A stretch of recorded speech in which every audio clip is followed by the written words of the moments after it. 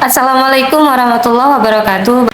Bapak Ibu yang sekarang sudah di tahap persiapan siklus kedua PPG dalam jabatan tahun 2023. Jadi ada yang bertanya seperti ini, Kak, bagaimana caranya supaya memudahkan kita untuk melaksanakan pembelajaran, urutan-urutannya yang mudah dipahami. Pengalaman saya ketika melaksanakan PPL ataupun UKIN waktu mengikuti PPG dalam jabatan, yang saya lakukan adalah saya menuliskan poin-poin penting yang ada pada RPP, maksudnya tahapan-tahapannya, karena kalau langsung kita fokus di RPP mungkin itu akan sedikit memusingkan karena uraian di RPP kan lumayan panjang-panjang ya. Yang saya lakukan adalah saya menuliskan urutan poin-poinnya, kemudian saya hafal. Ketika saya melakukan pembelajaran, itu akan memudahkan saya untuk mengingat setelah kegiatan ini,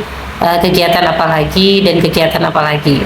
Pertama, ingat saja yang harus kita ada dalam suatu proses pembelajaran. Yang pertama adalah salam. Salam ini kita memberikan salam kepada peserta didik di awal pertemuan. Salam, kemudian sapa, kita menyapa peserta didik, apakah dengan menanyakan apa kabar semuanya. Nah, kemudian salam, sapa, kemudian membaca doa sebelum belajar. Jadi doa sebelum belajar. Nah, kemudian menyanyikan lagu kebangsaan, apakah itu lagu Indonesia Raya, Padamu Negeri dan sebagainya. Nah, kemudian baru kita cek kehadiran. Setelah cek kehadiran peserta didik, kita cek kebersihan untuk K3-nya, kesehatan keselamatan. Artinya kita mengharapkan siswa-siswi kita ketika belajar ini berada dalam zona yang aman dan nyaman. Setelah cek kebersihan, kita mengingatkan peserta didik terkait materi yang sudah kita berikan pada pertemuan sebelumnya. Nah, selanjutnya kita kasih tahu pembelajaran atau materi yang akan kita berikan pada pertemuan ini.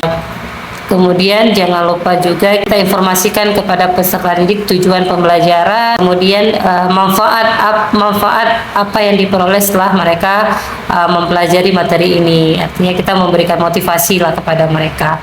Bapak Ibu, saya tidak mengingat persepsi motivasi karena bagi saya itu sedikit rumit, jadi saya pakai bahasa sederhananya. Artinya kalau persepsi itu saya mengingatkan materi yang telah diberikan pada pertemuan sebelumnya.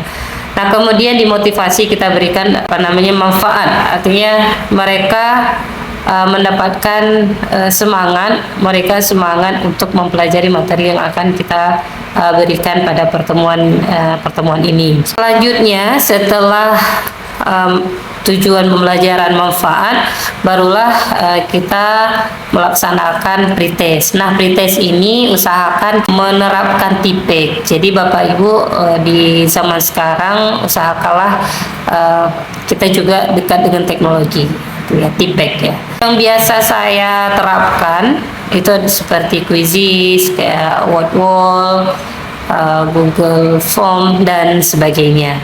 Setelah melaksanakan pretest, kita lanjutkan pembelajaran yang menerapkan sintak pembelajaran. Contohnya lah kita terapkan PBL. Nah, kalau PBL ini kan ya tahap sintak yang pertama itu orientasi peserta didik pada masalah.